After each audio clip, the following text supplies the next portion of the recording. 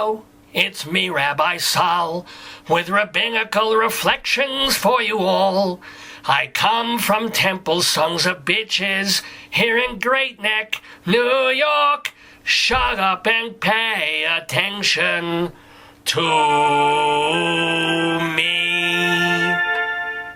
Shalom Dammit! This is Rabbi Sol Solomon with a Rabbinical Reflection for April 30th, 2021.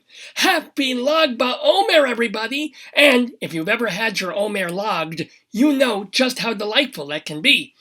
Lag BaOmer is a relatively minor holiday on the Jewish calendar, but our people appreciate it because it is a happy one. Well, not completely happy.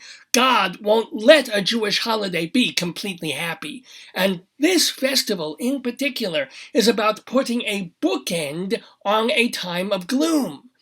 Some say Lag BaOmer is celebrated because that day marked the end of a terrible plague in the Jewish community. No, not bad drivers. Rabbi Akiva, who was a great sage and a mediocre parsley, had a lot of disciples who started dropping dead between Passover and Shavuos. Somehow, on this date, they stopped dying. Maybe it was Pfizer, maybe Moderna, whatever. Suddenly it was time to rejoice.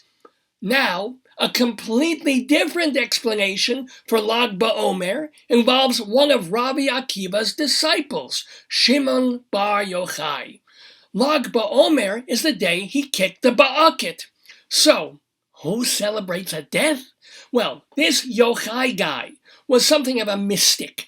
By writing the Zohar, he started the Kabbalah ball rolling.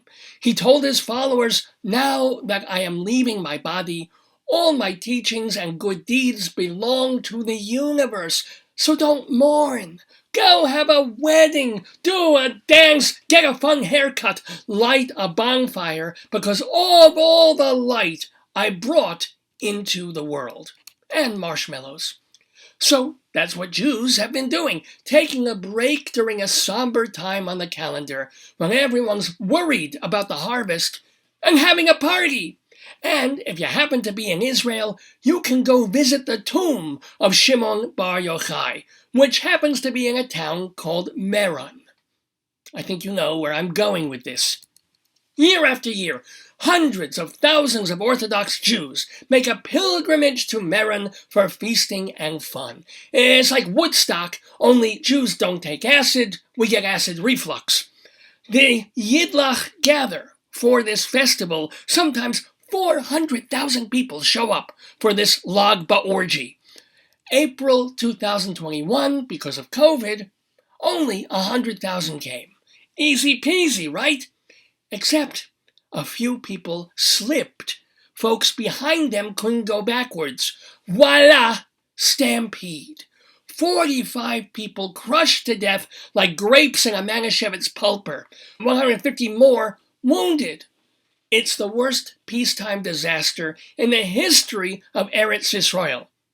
I know you're waiting for a joke, but no, that's the emes. Who's to blame? Everybody, of course. First of all, you have the insular Orthodox, who don't think the greater community's rules apply to them. We saw this with the Haredis in Brooklyn, who are holding massive, unmasked weddings and funerals when the governor was begging everyone, don't even hold small, unmasked weddings and funerals. Were Cuomo's restrictions draconian? Did the Orthodox exacerbate a health crisis? Or vice versa? By disregarding protocols, did they prove that, at least for people under 60, we've all been going overboard with a punishment that's worse than the disease? Even if that were true, and Governor Cuomo was erring on the side of caution, well, not with his schmeckel, but with everything else, what the Haredi were doing was unbelievably selfish and thoughtless. We follow American laws to the letter, up until the moment we don't happen to agree with them. Who needs police? We police ourselves. So, elected officials who crave the Orthodox vote look the other way when rules are bent. Sometimes that's fine. Sometimes it enables catastrophe. Wife beaters and child molesters keep on beating wives and molesting childs while the rabbis try to fix things behind the scenes. Ask the Catholic Church how well that works. And it's this entitled arrogance of the Haredi attitude that tells Bibi Netanyahu, we're going to put 100,000 people on a road meant for 30,000. Hashem will be our crowd control. But they forget God likes crushing things. Look what he did to Samson. Jews have a good reason for being wary of outsiders. From Roman soldiers to Spanish inquisitors to Cossacks, if a goy was on your doorstep, he wasn't holding a check from Publishers Clearinghouse.